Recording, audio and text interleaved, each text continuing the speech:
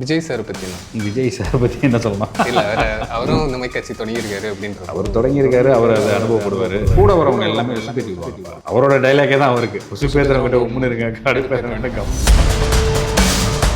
என்ன ஒன்றுனா தலைவர் இப்போ வந்து இப்போ இருக்க சினாரியோவெல்லாம் பார்க்கும்போது கூட அவர் பொலிட்டிக்கலுக்கு வராததை ரொம்ப மிஸ் பண்ணுறோம்.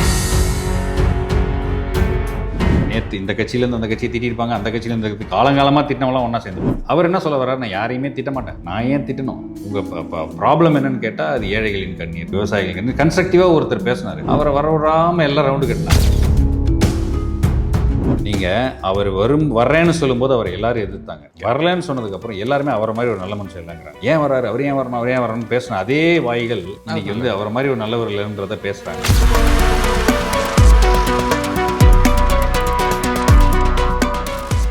பாரம்பரியமான தங்க நகைகள் வாங்க P Rathinam Chettiar and sons, Therkavani Moolaveethi, Madurai. உங்கள் குடும்பத்துடன் நிம்மதியாய் தூங்க நிம்மதி மெத்தைகள். இது நம்ம ஊர் மெத்தைங்க.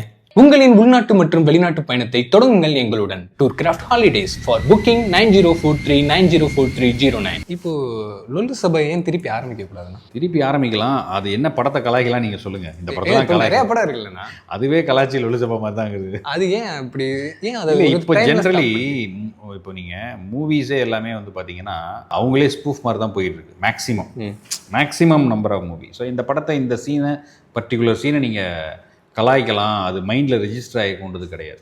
இப்போது நீங்கள் ஒரு சம்சாரத மின்சாரமாக இருக்கட்டும், நாட்டாமையாக இருக்கட்டும், ஒரு சின்ன கவுண்டராக இருக்கட்டும், ஒரு பாஷாவாக இருக்கட்டும், ஒரு படையப்பாவாக இருக்கட்டும், இல்லை நாயகனாக இருக்கட்டும், இதெல்லாம் ஒரு சீன் சொல்லுங்கன்னா நீங்கள் ஒரு 5-6 சீன்ஸ் அப்படியே லைனாக சொல்லலாம். இப்போ வர நீங்கள் ஒரு படத்தில் நீங்கள் ஒரே ஒரு சீனை மட்டும் சொல்லுங்கன்னா நீங்கள் யோசிப்பீங்க. அந்த ஒரு சீனுக்கு பெரிய ஹீரோஸ் படமே கூட புரியுது, அவங்களே ஸ்பூஃப் பண்ணுற மாதிரி எடுக்கிறனால ஸ்பூஃப் பண்ணுறாங்கன்றதுல அந்த சீன்ஸோட இம்பேக்ட் மெமரியில் நிற்க மாட்டேங்குது.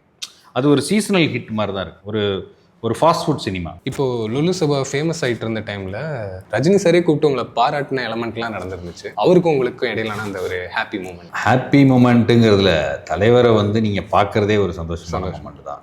ஒவ்வொரு மூமெண்ட்டுமே ஹாப்பி தான். அவர் நீங்கள் எப்போல்லாம் பார்க்குறோமோ, அவர் தூரத்துலேருந்து பார்த்தாலும் சரி, பக்கத்துலேருந்து பார்த்தாலும் சரி, பேசினாலும் சரி, இல்லை பர்சனல் கான்வர்சேஷனாக நம்ம அவருக்கு ஒரு விஷயம் சொல்கிறோம், இல்லை அவங்க நமக்கு ஒரு விஷயம் சொல்கிறாங்கன்னா அந்த ஒரு சின்ன மெசேஜ் கூட நமக்கு ஒரு சந்தோஷத்தை கொடுக்கும்.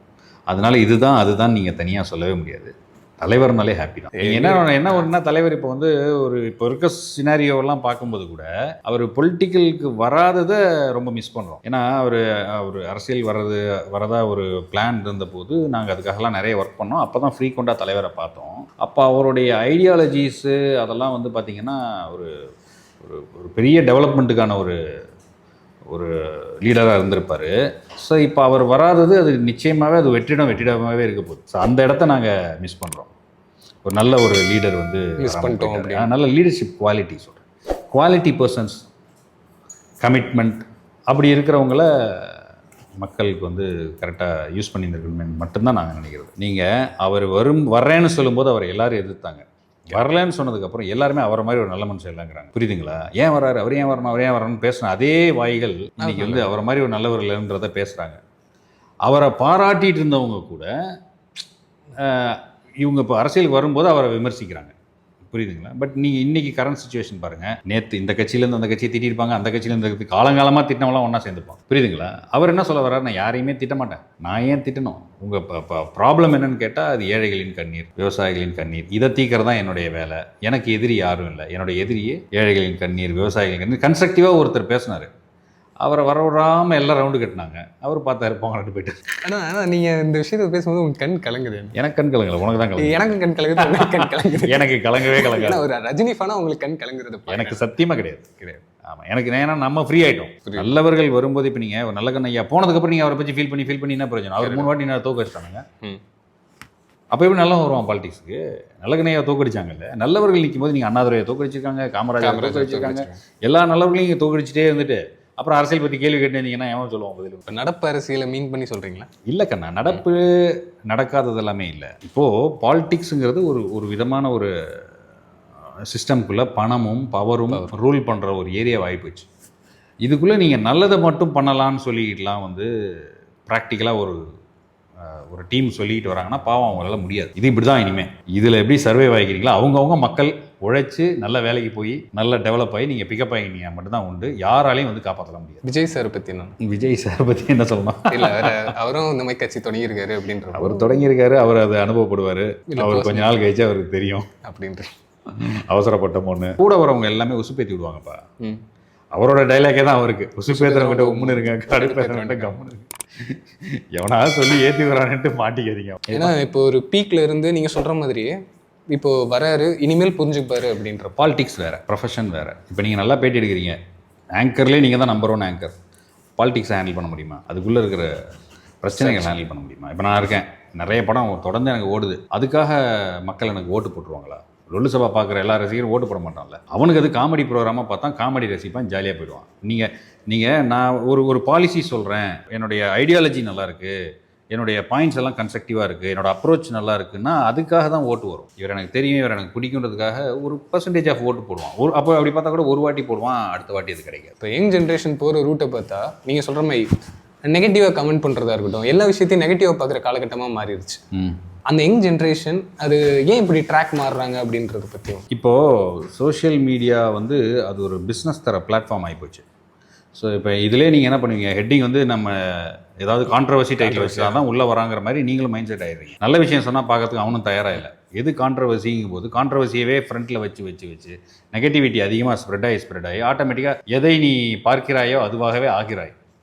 நீ எவ்வளோ இப்போ நான் வந்து இந்த மாதிரி வீடியோஸ்லாம் பார்க்க மாட்டேன். நான் ஆக்சுவலி நீங்கள் என் ஃபோனில் பாருங்கள், நான் எந்த பிளாட்ஃபார்ம்லையுமே ஆக்டிவாக கிடையாது.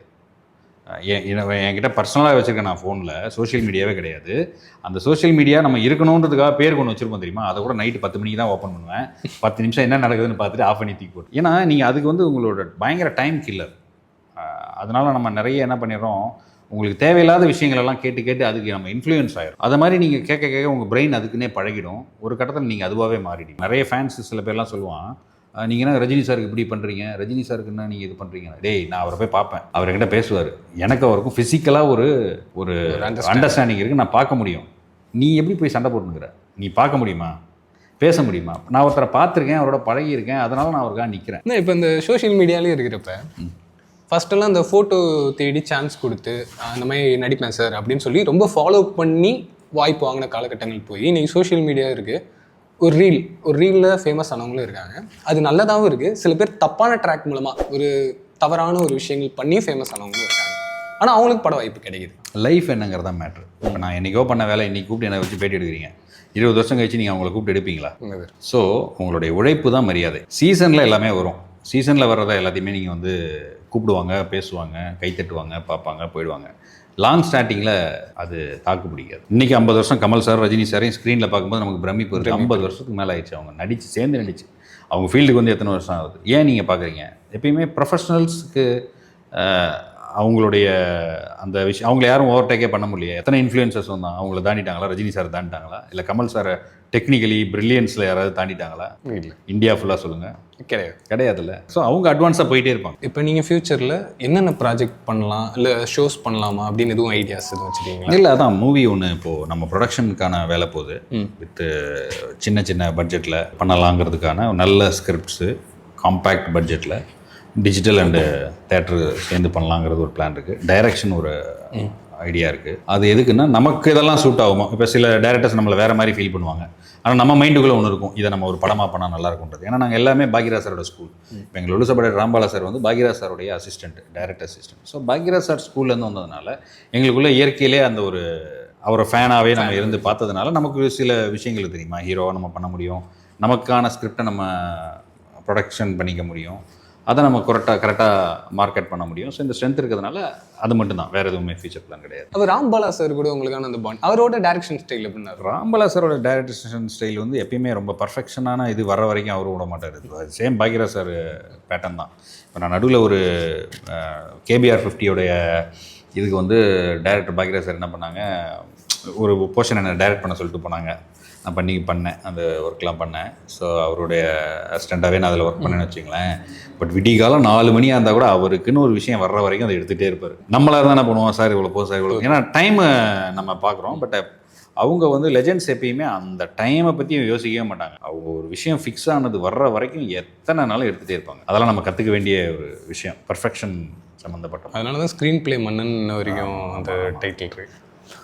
ரொம்ப தேங்க்ஸ்ண்ணா, உங்களோட இவ்வளோ பிஸி ஷெட்யூலில் கூட எங்களுக்காக டைம் ஒதுக்கி இன்டர்வியூ கொடுத்தது. தேங்க்யூ. உயிர்மொழி நேயர்களுக்கு என்னுடைய பணிவான நன்றி கலந்த வணக்கத்தை தெரிவித்துக்கிறேன். ஏன்னா நாங்கள் பிஸியாக இருக்குமா இல்லையான்றது தெரியாது.